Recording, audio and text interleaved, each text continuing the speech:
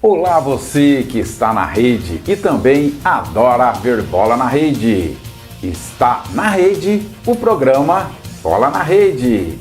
Aqui você tem os fatos e fotos que acontecem na semana no esporte, principalmente na paixão do brasileiro, o futebol. Veja agora os destaques do programa de hoje. Dança dos técnicos revelam a falta de planejamento dos clubes no futebol do Brasil. No topo da tabela, somente Santos aproxima do Flamengo. Enquanto isso, segue o líder. Com um técnico novo, São Paulo segura o Flamengo e não deixa chegar 9 vitórias consecutivas. Essa semana, você vai ver o jogo do ano. Grêmio e Flamengo é o Brasil na Libertadores. Quem sai na frente nessa grande semifinal? No apito final, para quem será o cartão amarelo e o cartão vermelho desta semana? Estes são destaques do programa dessa semana. Você vê aqui o programa Bola na Rede, na TV que pega no seu celular. Vamos agora, opinião, a crônica do professor Ronaldo Abranches. A cultura brasileira sempre se mostrou não ser muito amante da técnica de planejamento. Empresas, vários tipos de organizações, mas quando se refere à gestão dos clubes brasileiros de futebol, isso fica ainda muito mais evidente. É somente identificar a situação financeira de 95% dos clubes de futebol profissional e isso fica muito claro, exatamente pela situação financeira, onde falta muito planejamento. Apenas essa semana, tivemos 20% dos técnicos da primeira divisão do futebol brasileiro demitidos, demonstrando que, ao contratar os técnicos, não foi analisado a filosofia de trabalho, o sistema de jogo, o alinhamento do perfil do técnico com a cultura do clube e vários aspectos que é extremamente importante ao fazer uma contratação de quem vai conduzir o desempenho, o treinamento e a filosofia de jogo do time. O Cruzeiro contratou o técnico Rogério Ceni e com apenas 1 mês e meio de trabalho já o demitiu, em função aí da pressão de jogadores. O técnico Cuca do São Paulo pediu demissão em função aí de não estar gerando resultados e já contratou o ex-técnico do Fluminense, Fernando Diniz. E o técnico Zé Ricardo do Fortaleza também foi demitido essa semana, que vai ser substituído exatamente pelo Rogério Ceni, que foi demitido pelo Cruzeiro. Ou seja, Rogério Ceni voltando ao ex-clube Fortaleza. O Fluminense também, que já tinha demitido o técnico Fernando Diniz, não deixou que o técnico Oswaldo de Oliveira esquentasse a cadeira e já também o demitiu em função de conflito com o jogador. Isso parece aquela brincadeira de criança, né? Aquela brincadeira de cadeira, em que sempre tem uma cadeira a menos e aquele mais lerdinho vai acabar sobrando na brincadeira e saindo fora.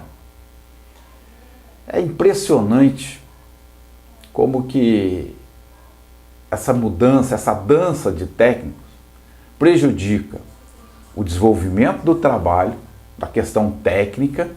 Cada técnico que entra vem com uma situação diferente e você não tem sequência no trabalho. E aí passa uma temporada, passa o ano, o time continua sem realmente uma linha de trabalho, uma filosofia, um esquema de jogo. Eu queria aqui ressaltar uma situação também extremamente grave relacionada a essa dança dos técnicos, que é a questão financeira. Cada contrato que é rescindido, obviamente tem a cláusula, né, de rescisão, em que o clube precisa pagar uma multa rescisória. Normalmente são lá vários meses de salário. Isso chega a uma situação em que um clube está pagando 2, 3 técnicos, uns salários extremamente altos. Quantas vezes nós já vimos isso? No Flamengo do passado, o Flamengo chegou a dever 3, 4 salários, né, simultâneos a técnicos diferentes. Então isso onera e muito o fluxo de caixa, a situação financeira do clube, que já, com exceção de pouquíssimos clubes, todos estão em situação extremamente crítica. Então veja que a dança dos técnicos, além de ser extremamente prejudicial à questão técnica e tática, é muito prejudicial à questão financeira. Nós temos aí pouquíssimo, mas temos alguns exemplos de planejamento de longo e médio prazo. Quero citar aqui o Atlético Paranaense e o Flamengo, que após vários anos somente plantando ações estratégicas, saneamento financeiro, hoje esses clubes estão colhendo frutos de uma boa gestão em que o planejamento é um fator preponderante. Assim, a dança dos técnicos revela a falta de planejamento dos clubes de futebol no Brasil. Pelo menos essa é a minha opinião. Continue conosco.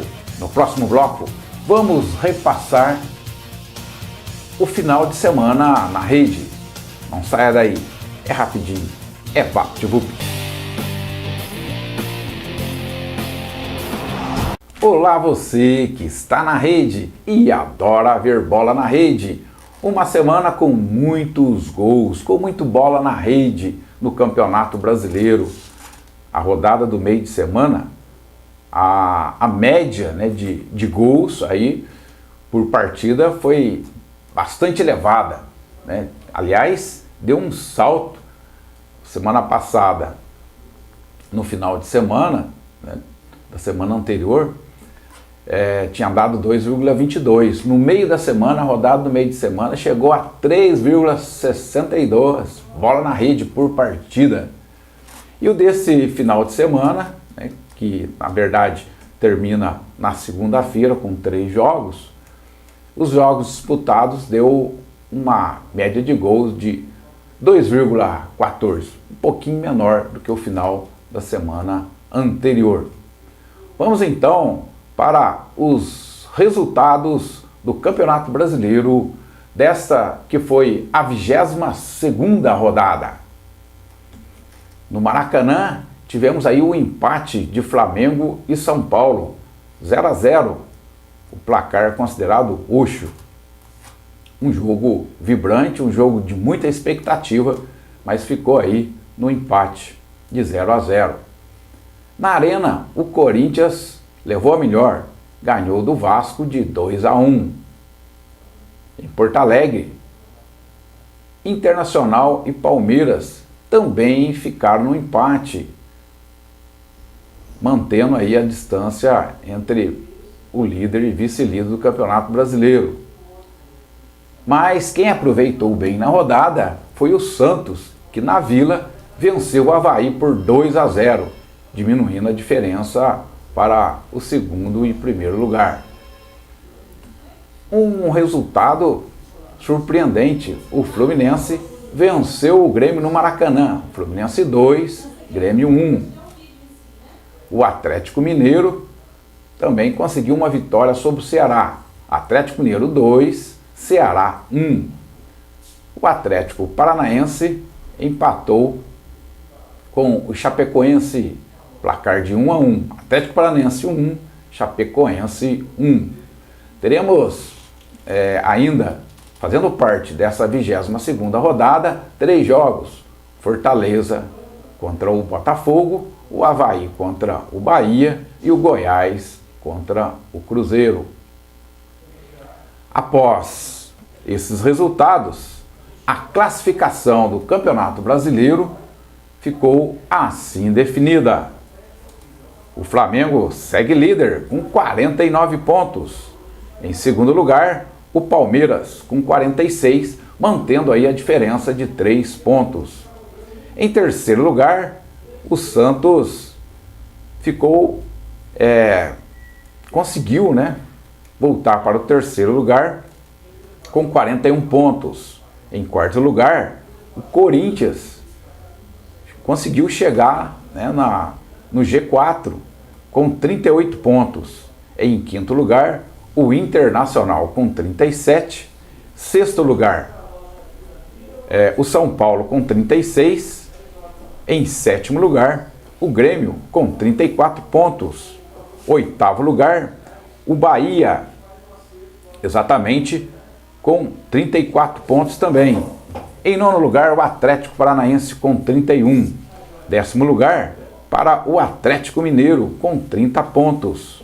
11º lugar, mudando aí a página, o Botafogo com 27. Em 12º lugar, o Goiás também com 27 pontos. 13º lugar, o Vasco da Gama com 24 pontos. Em 13º, o Vasco com 24 pontos. Em 14º lugar, o Ceará com 23. 15º lugar, o Fortaleza com 22 pontos. 16º, o Fluminense com a vitória, chegando a 22 pontos, fugindo aí, tentando se distanciar da zona de rebaixamento. 17º lugar, o Cruzeiro com 19 pontos, agora na zona de rebaixamento. Em 18º, o CSA com 19 pontos. Em 19º, o Avaí com 16 pontos. E na lanterna, em 20º lugar, o Chapecoense com 15 pontos. Lembrando que tanto o Cruzeiro quanto Avaí e Chapecoense têm um jogo a menos. Então é a classificação aí do Campeonato Brasileiro após a 22ª rodada. Lembrando que neste final de semana, em função aí da Libertadores, não haverá rodada de meio de semana do Campeonato Brasileiro. A 23ª rodada será no próximo final de semana.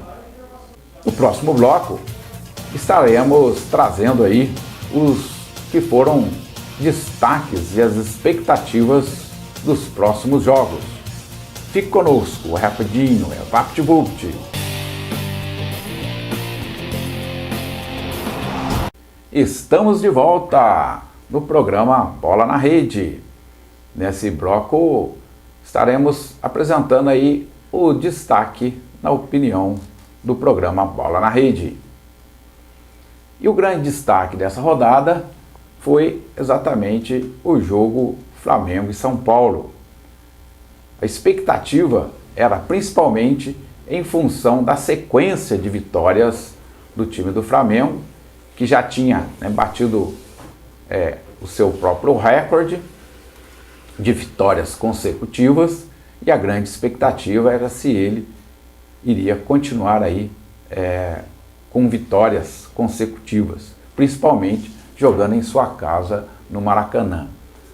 A expectativa em relação a esse jogo aumentou-se ainda mais no momento em que o São Paulo mudou de técnico, e o novo técnico, Fernando Diniz, já famoso pela sua filosofia de jogo, buscando realmente sempre uma situação mais ofensiva, um jogo mais vistoso, e toda a torcida do São Paulo e os demais torcedores queriam sentir o que muda nesse time do São Paulo, que tem um bom plantel, mas realmente não vinha tendo um bom desempenho. Em relação a esse jogo, foi um jogo que, na verdade, um time teve constantemente jogando para ganhar, que foi o time do Flamengo, que já é característica do seu técnico Jorge Jesus, e todo o time do Flamengo realmente tendo maior domínio de bola e sempre forçando o ataque.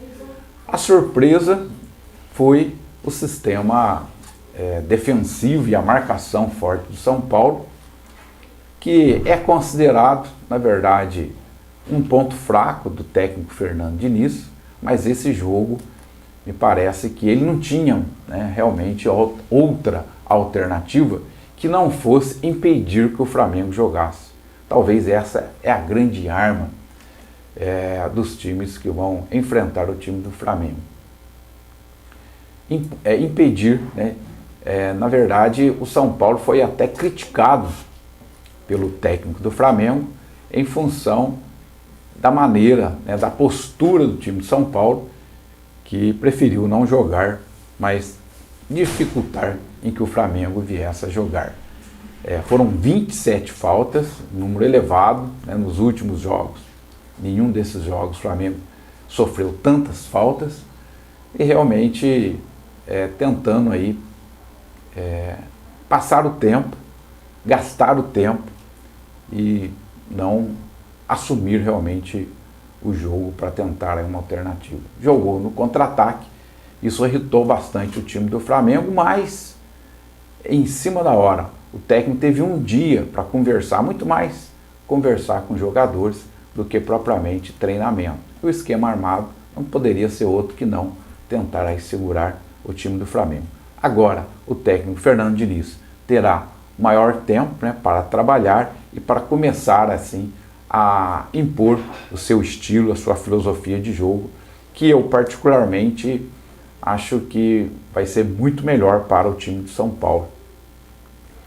Portanto, esse foi aí, para mim, o destaque dessa semana. Quero considerar também o jogo entre Palmeiras e Internacional, um jogo de muita expectativa, em função exatamente do Palmeiras estar na vice-liderança, e a grande questão agora é identificar a distância, o distanciamento entre primeiro e segundo lugar, e podemos considerar até ali o terceiro lugar, para que a gente possa já ir tendo uma ideia do que será realmente o final, né, as últimas rodadas desse campeonato.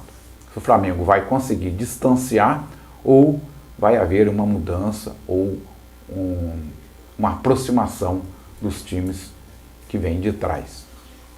Então, esse jogo Palmeiras e Internacional gerou uma expectativa e acabou ficando no empate de 1-1. Foi impressionante como o Internacional foi muito melhor, muito mais saindo para o jogo. Logicamente ele estava em sua casa, mas me chamou a atenção o domínio e a dificuldade que o Palmeiras teve em articular jogadas e chegar até na área do Internacional.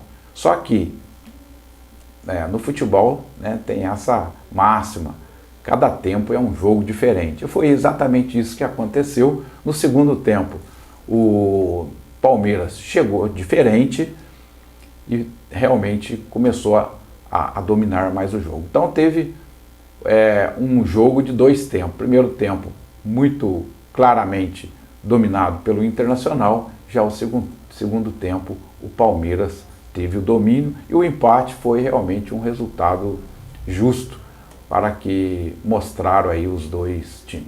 No próximo bloco, quais as expectativas para essa semana? Um grande jogo, eu diria, o jogo do ano será aí nessa semana. Fique ligado, fique conectado, não saia daí, é rapidinho, é VaptVupt. Olá você, estamos de volta! E agora nesse bloco, o que vem por aí? As expectativas dos próximos jogos. E a grande expectativa do futebol brasileiro, diria do futebol sul-americano, é exatamente a primeira partida da semifinal entre Grêmio e Flamengo. Grêmio e Flamengo é o Brasil na Libertadores. Um grande jogo. Vários os motivos que levam realmente desse jogo a ser considerado o jogo do ano. O Grêmio, que historicamente tem vindo nesses últimos anos de maneira muito forte na Libertadores, vencendo o campeonato da Libertadores, disputando ativamente e tendo aí o seu técnico Renato Gaúcho, que sempre se caracterizou, né, como um falastrão, tem falado muito em relação ao seu time, elogiado, se mantendo que o Grêmio é o melhor time do Brasil, é o que tem feito um jogo mais bonito no Brasil e feito algumas, não diria crítica, mas alguns comentários que eu acho que até não deveria ser feito, né, para um técnico do nível do Renato Gaúcho. Ele tem falado, e isso repetitivamente, isso que gera inclusive um vulto maior, uma dimensão maior, que o técnico do Flamengo, Jorge Jesus, tem poucos títulos, não tem título da Libertadores, tem falado que com o investimento que o técnico Jorge Jesus tem em mãos, que é uma seleção, ele não poderia fazer algo diferente do que estar jogando bem. Eu diria que algo não muito delicado para um técnico de ponta do futebol brasileiro. Isso aí, na verdade, só esquenta ainda mais e gera maior expectativa desse que para mim é o jogo do ano.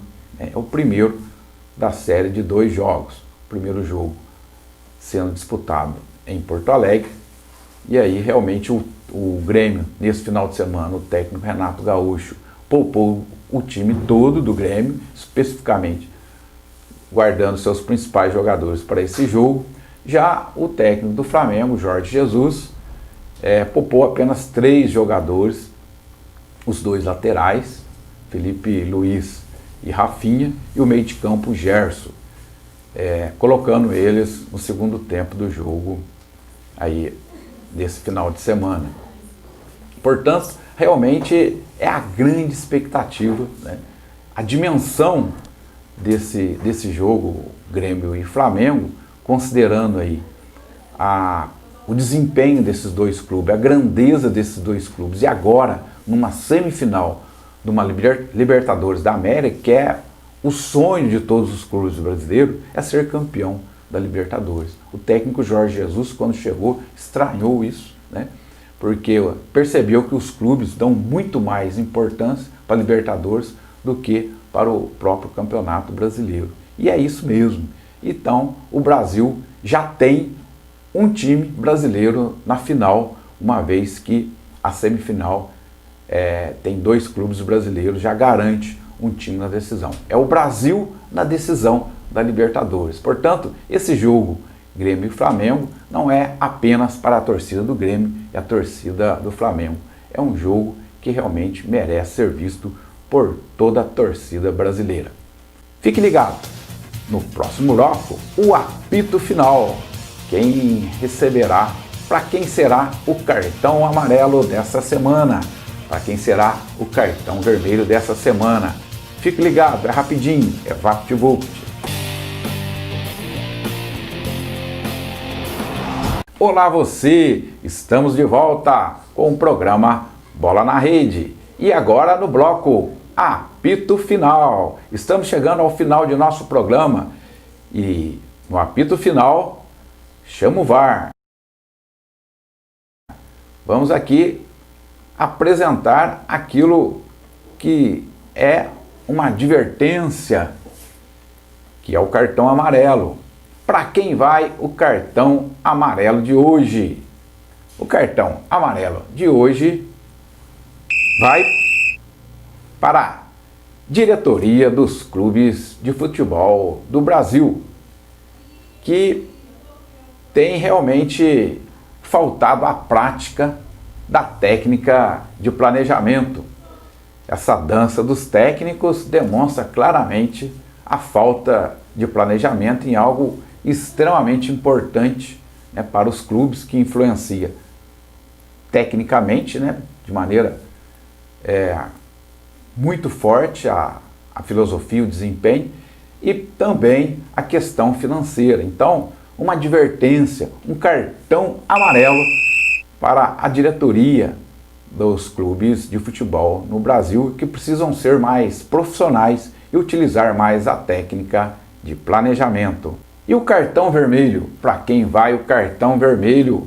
Para quem teve aí faltas graves e merece cartão vermelho. O cartão vermelho de hoje vai para os jogadores do Cruzeiro, que mais uma vez puxaram o tapete do técnico. Dessa vez puxaram o tapete do técnico Rogério Ceni. Já tinha feito isso com o técnico Mano Menezes.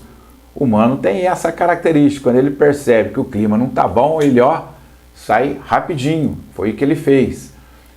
O técnico Rogério Ceni não teve tempo para trabalhar e logo aí nos primeiros contatos já teve resistência de alguns jogadores do Cruzeiro, jogadores já, né, consagrados, e realmente o Rogério Ceni acabou sendo demitido pela pressão dos jogadores.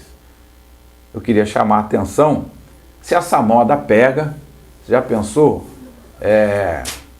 Os clubes, os jogadores do Brasil começar a demitir os técnicos, já existe uma dança, já existe, né, algo extremamente característico do futebol brasileiro, as demissões aí dos técnicos, uma certa frequência. Imagina se isso aumenta, né, essa frequência, o quanto é prejudicial para o futebol brasileiro. E nós estamos chegando ao final do nosso programa dessa semana de hoje, Bola na Rede. Obrigado pela sua audiência, obrigado por estar conectado, obrigado por estar na rede, vendo o Bola na Rede. Na próxima semana estaremos aqui novamente na TV que pega em seu celular. Uma ótima semana a todos e até lá!